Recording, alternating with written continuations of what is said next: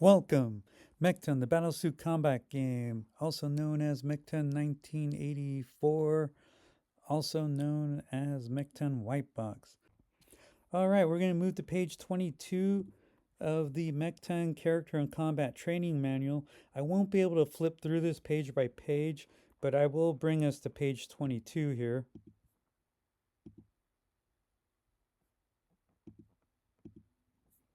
And here we are, we're at the scenarios.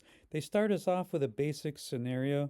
Basically, the Kargans need to eliminate the Alarans, and the Kargans will decimate not only MEKTON bases, but also the cities as well, along with any other, MEKTONs that the Alarans have.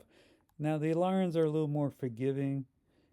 They will only destroy the Kargan MEKTONs and mech bases, leaving the Kargan cities intact.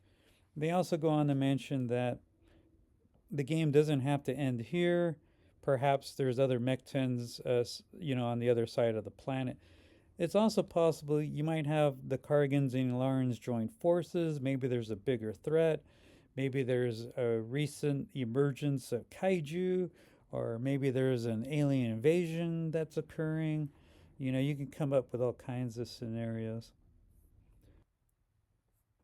They go into a little more detail about the MEKTON bases, where each empire or kingdom has four MEKTON bases, or they call them mech bases.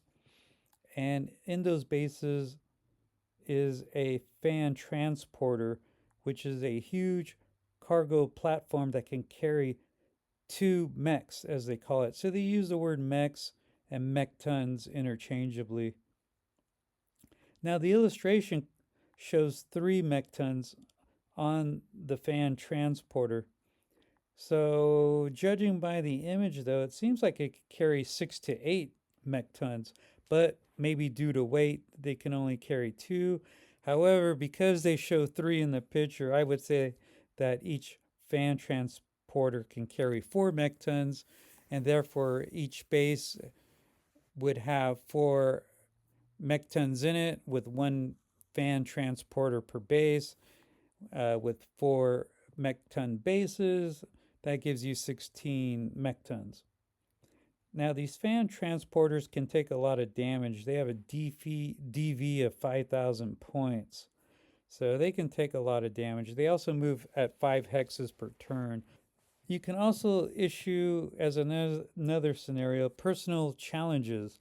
So maybe you know a name of a rival MEKTON warrior. You can issue them a challenge. They also have missions that you could go on where perhaps you use your MEKTON to get to the opposing faction. Once you're there, you're going to leave your MEKTON behind, and now you'll engage in personal combat at the character level scale. And you might have to sneak into a stronghold. You could be sabotaging a mech base, or perhaps you're rescuing a prisoner. Um, so, those are some of the scenarios that they have.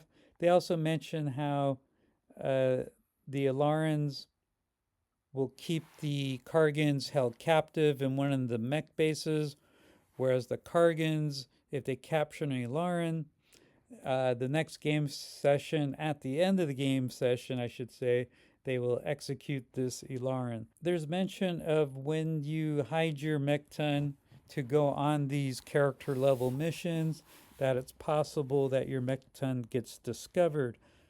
They show a fan car, which is a character scale vehicle. It doesn't. It probably says in here somewhere how many characters it can hold.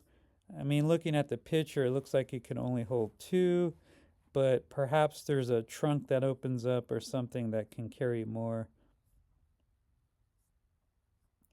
So if you infiltrate a stronghold, now that can be a mech base, or it can be either the Crystal Palace of the Alarans, or the is it the Crimson Citadel? I can't quite remember what they call the Citadel of the Kargans, but each side can set up guards, traps, and alarms to oppose the enemy faction. There's also items you can place as well, so if the opposing faction does get into your base, perhaps they steal something from you.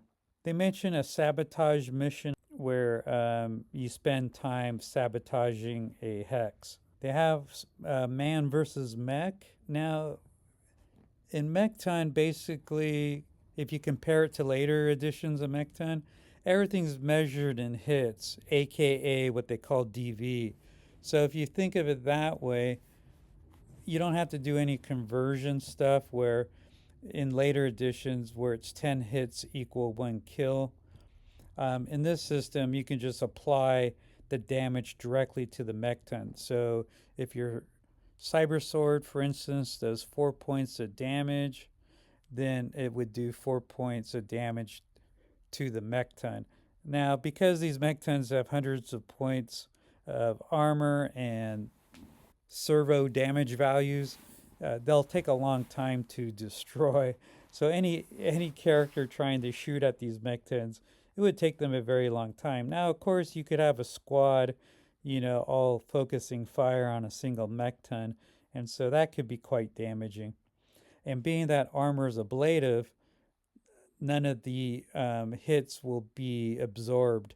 They just come directly off your armor, and once that's gone, now your servo itself is taking the damage. There's more mention again. This feels kind of redundant, but maybe this section's a little different than the reputation section that we saw before. But here they talk about reputation for MEKTON combat and also for personal combat. And then, yeah, there's like 2 tables of this. One is actually for increasing your skills, your personal combat skill or your MEKTON skill, and then the other one is solely for reputation. All right, that concludes the scenario. So my next plan of action here is to get my roll 20 up to speed so I can do a demonstration. I'm almost done. I got the map out. I got tokens. I created one MEKTON already, so I just have to duplicate it. And I did something where I put all the weapons on the character sheet that are in the game. So all I have to do is click it as a token action, as they call it, so they show up on the screen when I click on the token on the map. Above it, the token actions will appear, and so then I can just click on the tokens to fire off my weapons. So that's the next video I have planned. Past that, I do want to talk about the errata that came with the MEKTON 1984 box set. After that, included with that will be my own personal errata, mistakes that I made along the way. So I'll have some corrections there, at least the ones that I'll remember. And then the video after that will be a customization video where I've created new combat sheets for the MEKTONs. There's at least 4 variations. I created a character booklet used for generating new characters. And I also created, all these macros in Roll20, and I'll show off my setup in Roll20 that I did for the game. And I am not sure. Oh, yeah, at some point I'll print out physical tokens because I do plan running this at a gaming convention, and I plan on having, the full map along with the tokens and along with the battle maps as well, and the character booklets printed out so I can show all that stuff off. And then finally, I'll have my conclusion video where I wrap up everything and talk about my future plans for MEKTON and my final thoughts for it. All right, and with that, I'd like to thank you for watching and subscribe the channel.